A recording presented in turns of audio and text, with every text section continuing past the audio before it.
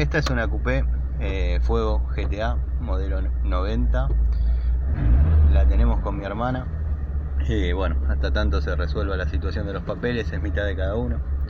Yo tengo ganas de quedármela, pero bueno, vamos a ver qué sale después de todo esto.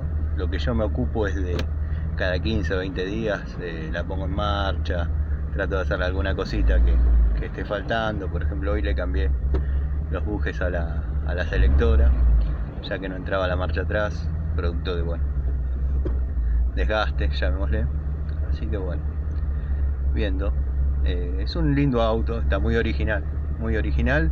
Lo único que no es original es el color, que fue resopleteada y la pintaron de este color. Era así, era un color que venía de, digamos, tipo Milka, se la conocía en aquellos años, pero bueno, no se logró el color exacto. Después anda bien.